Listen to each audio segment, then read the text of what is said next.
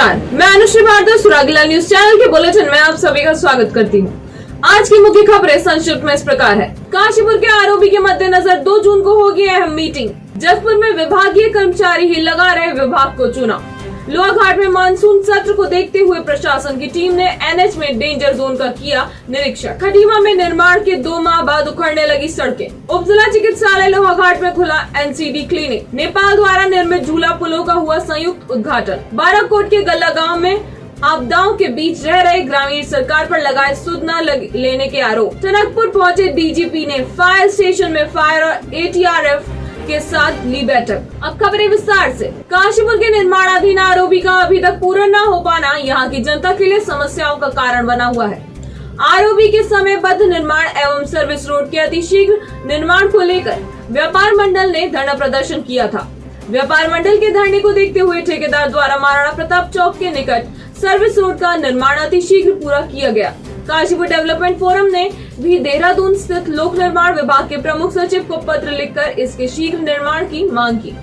KDF के पत्र के बाद लोक निर्माण विभाग द्वारा कल एनएच के एग्जीक्यूटिव इंजीनियर को इस विषय पर चर्चा करने के लिए काशीपुर भेजा गया और यह निर्णय लिया गया कि आगामी 2 जून को 11 बजे प्रमुख सचिव लोक निर्माण विभाग की अध्यक्षता में एक बैठक की जाएगी, जिसमें निर्माण विभाग के चीफ इंजीनियर को आरोपी निर्माण की पूरी रिपोर्ट पेश करने के निर्देश दिए गए हैं। इस दौरान काशीपुर नगर निगम में एक बैठक का आयोजन किया गया, जिसमें नगर आयुक्त विवेक राय, एग्जीक्यूटिव इंजीनियर राजीव घई, प्रभात साहनी, दीपक बिल्डर से अजय शर्मा, मीडिया सेंटर अध्यक्ष दिलप्रीत सेठी एवं अन्य लोग उपस्थित रहे। पूरा टाइम रहेगा ये जो है उससे दिक्कत तो रहेगी ना।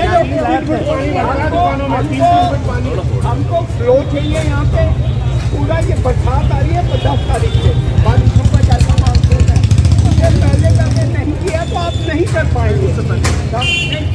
हमें तो हालात नहीं दिख रहे। अभी आप कर रहे हैं तो हम ये अगर को ठेकेदार में भी नहीं आ रहा है तो वो क्या करेंगे? ये कुछ नहीं बोले आपको इंडिया का कुछ नहीं ठेकेदार है। इंडिया का नहीं हो सकता। इंडिया का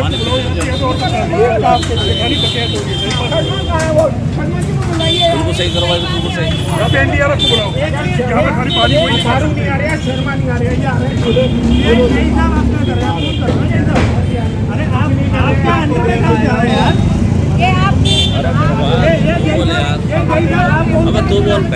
यूपी के मुख्यमंत्री योगी आदित्यनाथ शनिवार को चंपावत विधानसभा क्षेत्र के टनकपुर और बनबसा क्षेत्र में पहुंचकर उपचुनाव में भाजपा प्रत्याशी सीएम धामी के समर्थन में सियासी शंखनाद करेंगे।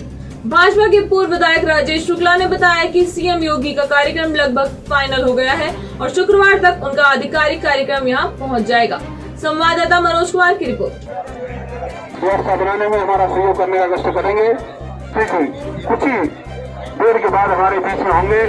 अपने पिछले से जुड़ा हुआ यहीं के मूल निवासी हैं, यहीं के रहने वाले हैं, यहीं उनका जन्म हुआ, यहीं पढ़े हैं, तो निश्चित रूप से उनके आने का एक विशेष प्रभाव पड़ता है।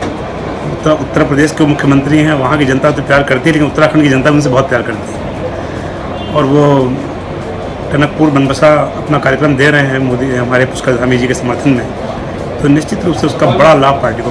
किस तारीख को? 28 तारीख को उनका आना है। अब तक 11 बजे की सूचना है। खटीमा में लोक निर्माण द्वारा ग्राम नौसरकुटरा से जादूपुर जाने वाले सड़क मार्ग का डामरीकरण 2 माह पूर्व करवाया गया था, जो कि 2 माह में ही उखड़ने लगा है। लोगों का कहना है कि आगे बरसात का मौसम आने वाला है, जिसमें सड़क की स्थिति और भी खराब हो जाएगी। संवाददाता गुरदीप सिंह की रिपोर्ट।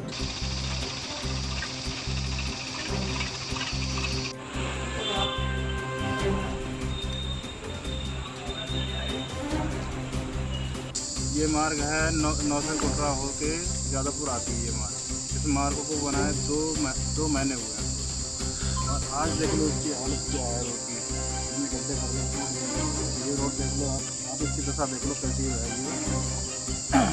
मैं चाहता हूँ इस रोड की जल्द से जल्द जाँच हो और जिसने जो बनाई उसके खिलाफ कार्रवाई की जाए, जो कि ये रोड देख रहे हो आप टूटी गई है सभी।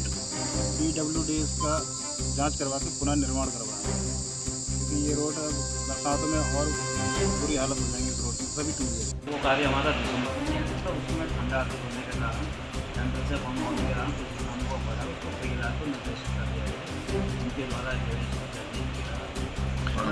मॉनिटरिंग वगैरह ज़्यादा कार्यस्थल पर जी वगैरह ज़्यादा निश्चित कर दिया गया का सोच है कि कार्य गर्मियों में ही करा दिया जाए ताकि इससे हाँ हैं सब लोग। शाम की चाय तो एक साथ होनी चाहिए, सब लोग एक साथ बैठना ही नहीं चाहते। पापा, try this. लो, सब लपक लिए।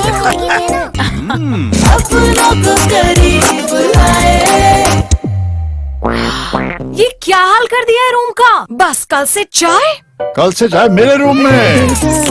देवर पान नमकीन अपनों को करीब लाए। डीएम चंपावत नरेंद्र सिंह भंडारी के आदेश पर प्रशासन की टीम ने मानसून सत्र को देखते हुए एवं दुर्घटनाओं को रोकने के लिए लोहाघाट से घाट पनार तक एनएच का निरीक्षण किया। इस दौरान कई डेंजर जोन को चिन्हित किए गए और साथ ही एनएच किनारे खतरे की जद में आए पेड़ों के निस्तारण के निर्देश दिए गए। संवाददाता लक्ष्मण सिंह बिष्ट की रिपोर्ट।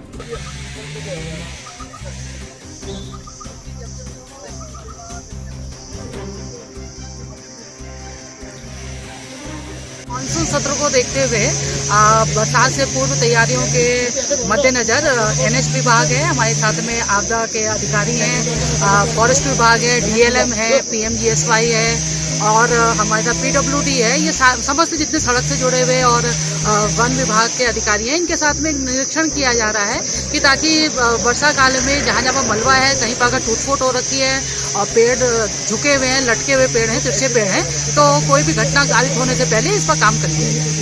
ये नगर क्षेत्र में बहुत खतरा वाले पेड़ बने हुए हैं, लेकिन अभी तक निस्तारण नहीं हुआ, तो उनका भी निस्तारण होगा इस बार? नहीं, इसका भी निरीक्षण कर लिया गया है। एनएच चंपावत से स्टार्ट हो रहा है तो घाट पनार तक समस्त जगहों का निरीक्षण कर लिया गया है। इसलिए समस्त विभागों के अधिकारियों की एक संयुक्त टीम साथ साथ चल रही है और साथ साथ में वन विभाग को जहाँ जहाँ पर छपान है और हम खुद से निरीक्षण कर रहे हैं। कहीं पर स्क्रबर आपका क्षतिग्रस्त है, कहीं पर आपकी सुरक्षा दीवार है वो टूटने की कगार पे है, तो वो सब नोट कर लिया गया है। जहाँ बजट की आवश्यकता है बजट इसका अलॉट कराया जाएगा और वन विभाग जहाँ पर छपान नहीं भी हुआ है तो उनको चिन्हित करके दिया जा रहा है। साथ में डीएलएम भी है ताकि ऐसा ना हो कि अधिकारियों के बीच में समन्वय की कमी। मतलब मानसून सत्र को देखते हुए कार्रवाई करी जा रही प्रशासन के द्वारा।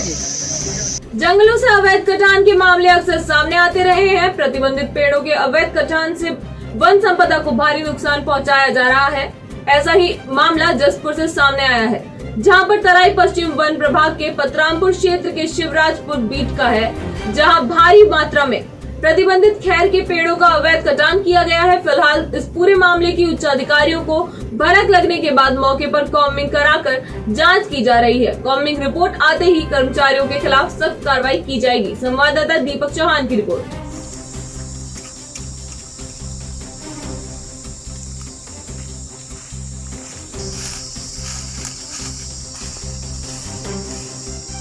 जसपुर रेंज पतरामपुर में खैर के वृक्षों का अवैध पातन प्रकाश में आया है।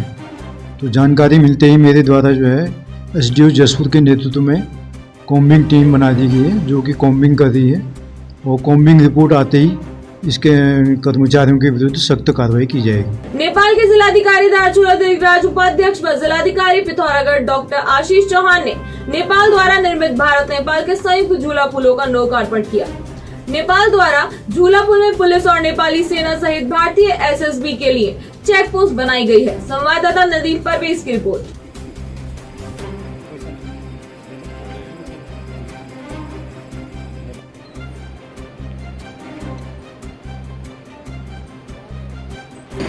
दो पुलों का जो उद्घाटन किया गया है और नेपाल एडमिनिस्ट्रेशन की तरफ से जो बनाए गए हैं वो दोनों क्षेत्रों के नागरिकों को आने जाने में सुविधा के लिए महत्वपूर्ण भूमिका निभाएंगे दोनों के दोनों ब्रिजेज। और इस पर एसएसबी और आर्म्ड पुलिस फोर्स जो नेपाल की उनको तत्काल तैनात करते हुए इसका जो आवागमन है उसे तेजी से स्टार्ट किया। जो अब यहाँ जो स्थानीय लोग जो आउट जाउट के साथ साथ जो दैनिक खाद्य वस्तुओं लेंगे ना वार पार से, तो उसमें कई जगह इससे भी पहले भी कुछ दिक्कतें होती है इंडिया से या नेपाल से भी। इसके भंसार के उसमें कैसे क्या इस संबंध में कोऑर्डिनेशन मीटिंग में इशू जो रेज किया गया था, तो उसको हम लोगों ने फर्दर आगे इसमें पॉलिसी जो डिसीजंस लिए जाने उसके लिए मैटर के ऊपर रेफर किया। पुलिस महानिदेशक अशोक कुमार ने चंपावत भ्रमण के दौरान टनकपुर फायर स्टेशन में पुलिस अधिकारियों एवं कर्मचारी की बैठक ली। इस दौरान पुलिस द्वारा शुरू की गई आपदा मित्र पहल के अंतर्गत आपदा मित्र टीम, SDRF व फायर स्टेशन टनकपुर टीम द्वारा संयुक्त रूप से DGP उत्तराखंड के समक्ष आपदा राहत एवं बचाव का डेमो दिया गया। संवाददाता अमित जोशी की रिपोर्ट।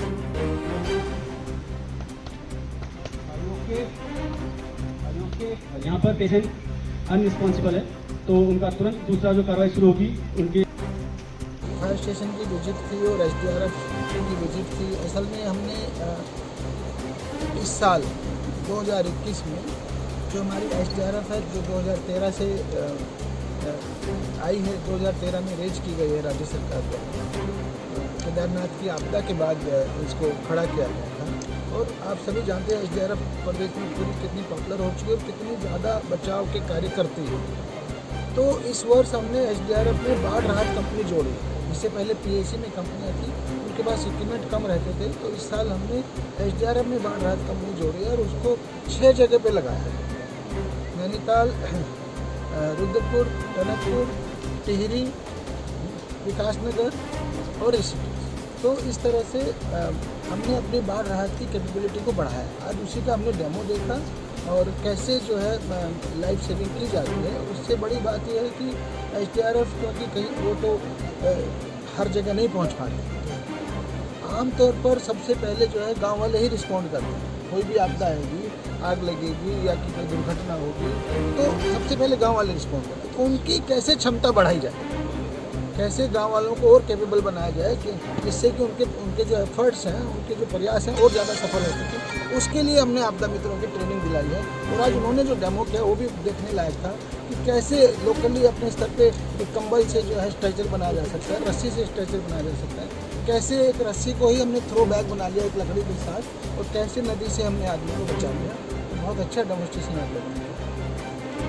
उपजिला चिकित्सालय लोहाघाट में NCD क्लिनिक का शुभारंभ किया गया।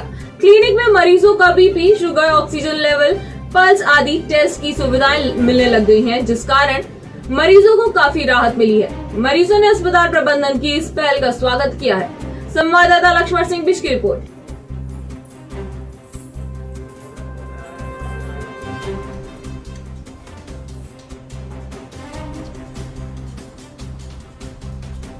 क्लिनिक खोला है हमने नॉन कम्युनिकेबल डिजीज के लिए। इसमें शुगर जांच है, BP, पल्स, टेम्परेचर, SpO2 सब चेक किया जाएगा। यहाँ पर हमारी 2 आशा बहनें बैठेंगी प्रतिदिन और उसको चेक करेंगी। 2 बजे तक भी खुला रहेगा। अल्मोड़ा में कुमाऊं कमिश्नर दीपक रावत ने आगामी 5 जून को होने वाली संघ लोक सेवा आयोग की सिविल सेवा प्रारंभिक परीक्षा की तैयारियों को लेकर जिला सभागार में परीक्षा केंद्रों के लिए बनाए गए सभी सेक्टर मजिस्ट्रेट एवं अन्य संबंधित अधिकारियों के साथ बैठक कर आवश्यक निर्देश दिए। संवाददाता हेमंत सिंह मेहरा की रिपोर्ट। आज के समय में जाम लगना हमारी रोजमर्रा के जीवन का भाग बन गया है, पर ये जीवन के लिए एक बहुत बड़ी समस्या बन चुकी है, क्योंकि आजकल इस जाम में एम्बुलेंस तक को निकलने की जगह नहीं मिल पाती, जो कि एक बहुत ही गंभीर विषय है। क्योंकि कभी कभी मरीज की हालत इतनी गंभीर होती है कि उसकी जान तक जाने का खतरा होता है। इसी के तहत यातायात व्यवस्था का जल्द से जल्द सुधरना आवश्यक है। वहाँ ये तय हुआ कि पूरा डिजाइन बना के देंगे, वो हो गया अप्रूव। फिर इनका जो इंस्पेक्शन हुई वो उसमें इनका मटेरियल रिजेक्ट हो गया। आपको यहाँ तक पता, एक बार रिजेक्ट हो गया, एक बार। अरे सर, आउट ऑफ 15 जब चीज ही ये स्लो चल रहा है, जब इंस्पेक्शन होनी थी 5 इकट्ठे हो सकती थी, इन्होंने एक सिर्फ दिखाने के लिए काम करा।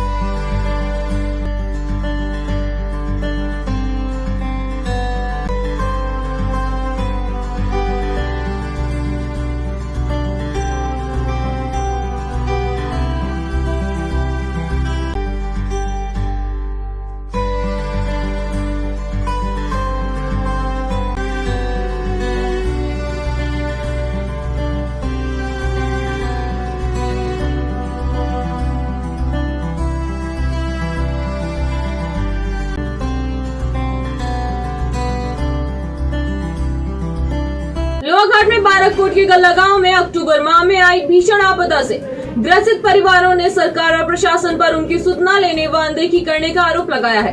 पीड़ित परिवारों का कहना है कि आपदा को आए 8 माह बीत चुके हैं और उनके मकान पूरी तरह खतरे की जद में हैं।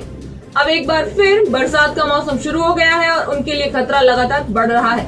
ऐसी स्थिति में बारिश आने से वे अपने परिवार के साथ भागकर पास के स्कूल में शरण लेने को मजबूर हैं। उनकी मवेशी पिछले 8 महीने से रास्ता न होने की वजह से गौशाला में कैद है। तो वहीं गांव की महिलाओं ने आक्रोश जताते हुए कहा कि आपदा के समय प्रशासन ने उन्हें विस्थापित करने की बात कही थी, जिसे अभी तक पूरा नहीं किया गया है और न ही उनके भवनों के लिए कोई सुरक्षा उपाय किए गए हैं। संवाददाता लक्ष्मण सिंह बिश की रिपोर्ट।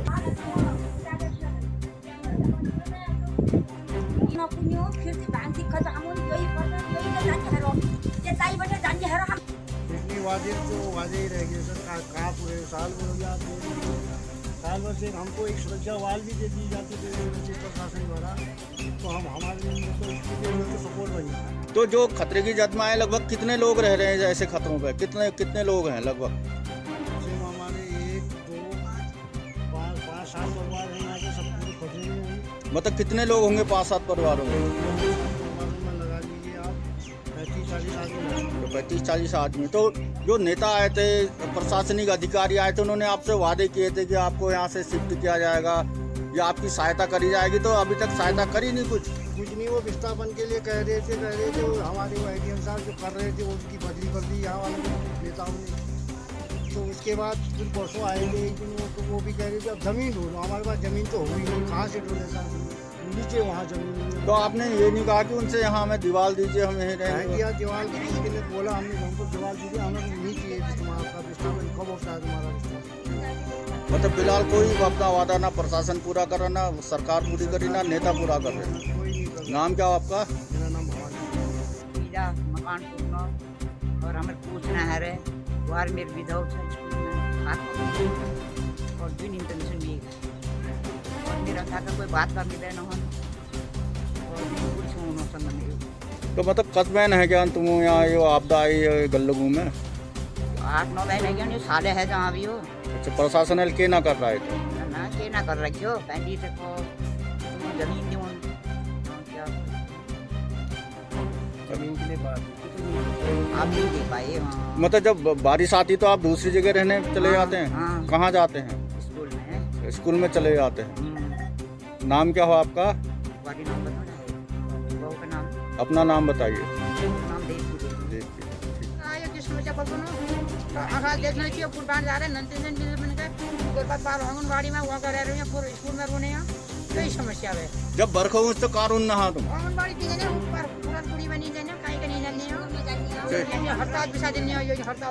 तो सरकार और प्रशासन की सुविधा दिन ना तुम नहीं तो कितना टाइम हो गया आप लोग? पूरा टाइम साल भर हो जाता है अभी 2 महीने में। तो कोई मतलब अभी तक 8 महीने गया तो अभी तक कोई विस्थापन की कोई कार्रवाई नहीं करी गई? बिल्कुल नहीं करी है। नाम क्या हो आपका? मेरा नाम तुलसी। स्थापन की अब नई नीति आ गई है। तल्ला गांव के लिए 10 काली जमीन का चिन्हीकरण हो चुका है और उसका प्रस्ताव नई नीति के अनुसार शासन को पुनः भेजा जा रहा है। और जहाँ तक खतरे की बात है तो जितनी हमारी वहाँ पर सरकारी बिल्डिंग्स हैं तो पटवारी के माध्यम से उनको सूचना दे दी गई है क्योंकि जान महत्वपूर्ण है कि लोग जो है सुरक्षित स्थान पर विस्थापित हो जाए और बाद में जब विस्थापन नीति के तहत में उनको एक पैकेज मुहैया कराया जाएगा उसमें वो अपना आवास बना सकें। लेकिन जो वहाँ महिलाएं हैं उनका कहना है कि अभी तक प्रशासन ने कोई विस्थापन की कार्रवाई नहीं करी, ना कोई मदद दी, तो अब वो वहाँ से हिलेंगे नहीं। जो भी दुर्घटना या घटना होगी उसके लिए प्रशासन जिम्मेदार रहेगा, ये उन्होंने चेतावनी दी है। तो इस बारे में क्या कहना चाहेंगे? ग्रामवासियों से संबंध में वार्ता की जाएगी। विस्थापन का प्रस्ताव जो है वो शासन स्तर से होना है और शासन से में भूगर्भीय वैज्ञानिक की और हमारे पटवारियों की, स्थानीय प्रशासन की जो रिपोर्टें हैं वो जा चुकी हैं। उनके लिए जमीन का चिन्हीकरण हो चुका है। शासन से जैसे ही विस्थापन का प्रस्ताव पास होता है तो उनको बजट मुहैया करा दिया जाएगा। और जैसा कि आपका कहना है कि वो लोग जब तक नहीं होता है अपने मकानों से नहीं लेंगे तो उसमें हमारे स्तर पर उनसे वार्ता की जाएगी कि जान महत्वपूर्ण है, अभी आप सुरक्षित स्थानों पर चले जाएं और जैसे ही विस्थापन की कार्रवाई होगी उनको पूरा बजट और पूरा पैकेज मुहैया कराएंगे। अल्मोड़ा पहुंचे डीजीपी अशोक कुमार ने पुलिस जवानों के कार्य और एसएसपी के प्रबंधन से खुश होकर उन्हें स्वयं लिखित किताब खाकी में इंसान भेंट की। इस दौरान उन्होंने वरिष्ठ पुलिस अधीक्षक कार्यालय में सेवा दे रही PRO हेमा एटानी को भी सम्मानित किया। संवाददाता हेमंत सिंह मेहरा की रिपोर्ट। अभी के लिए बस इतना ही। उत्तराखंड से जुड़ी सभी खबरों को देखने के लिए जुड़े रहिए सुरागीलाल न्यूज चैनल से। धन्यवाद।